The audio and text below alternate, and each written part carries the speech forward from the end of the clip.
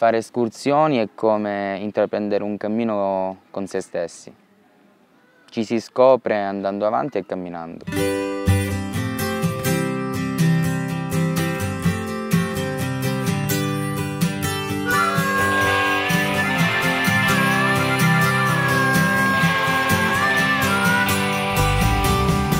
Faccio questo tipo di attività in primis perché non riesco a farne a meno, quindi non sarei io se non facessi queste attività. In secondo luogo perché si sta così bene, è anche scientificamente provato che il semplice camminare in montagna porta dei benefici naturalmente fisici perché è sempre un movimento, ma soprattutto psicologici. Quindi entrano dei fattori psicomotori che vanno oltre, quindi non è una mera diciamo, attività fisica, ma si va oltre, si parla anche di spirituale.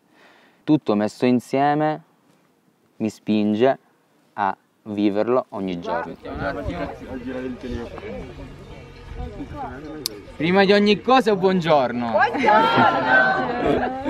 Benvenuti nel Parco Nazionale della Sila. Allora, prima di essere Parco Nazionale, mi definisco strano. È strano per il territorio in cui lo faccio, perché tanta gente con la quale parlo magari non si rende conto di una missione che potrebbe diventare un qualcosa di salvifico per un territorio.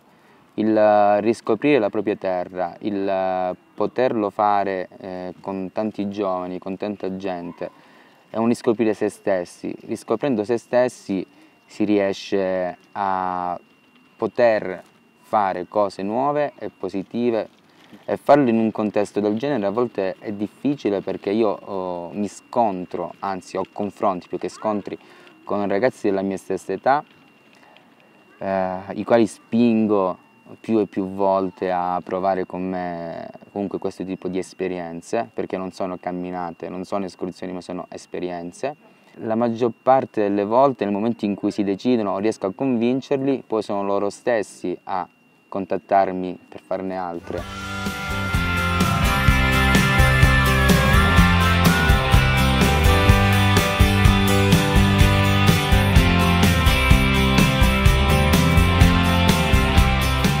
Sulla vostra sinistra abbiamo il Galina, sulla vostra destra abbiamo il Soleo, ok? Che si congiungono proprio qui. Allora, andando più avanti invece, oggi non ci arriveremo noi perché è distante, si trova una zona che si chiama la Manca del Diavolo, dove ci stanno le gole alte del Soleo.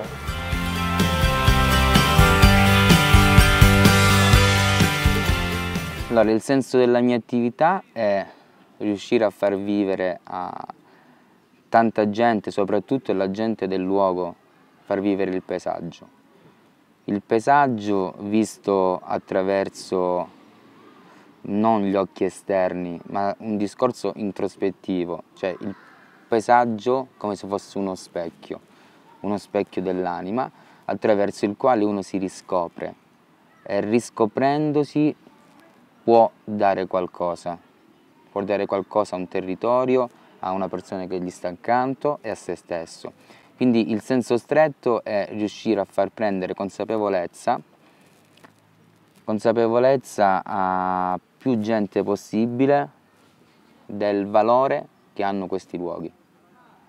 Che fai in cima? No, stavo guardando se cosa stavo controllando, sì, è passato qualche lupo, qualche cinghiale, adesso è arrivato l'essere umano, vediamo come si comporta. Sono una guida ambientale, guida eco-esperienziale. Faccio quello che faccio non perché voglio avere un ruolo, ma perché spero che chi lo possa fare insieme a me, insomma, o lo farà insieme a me, possa crearsi un ruolo. Mi reputo magari un ragazzo tranquillissimo che nel suo piccolo, nei limiti delle sue capacità, fa in modo di riuscire a svegliare qualcosina nella testa delle persone.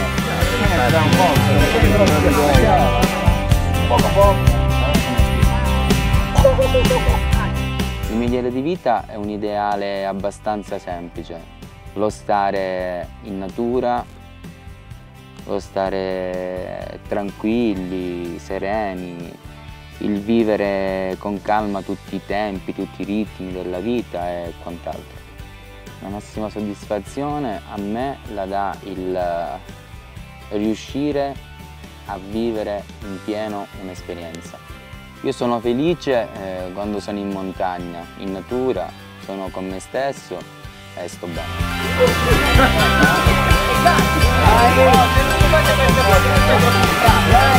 Mi chiamo Salvatore Mustari, faccio l'accompagnatore in montagna per chiunque voglia provare questa esperienza.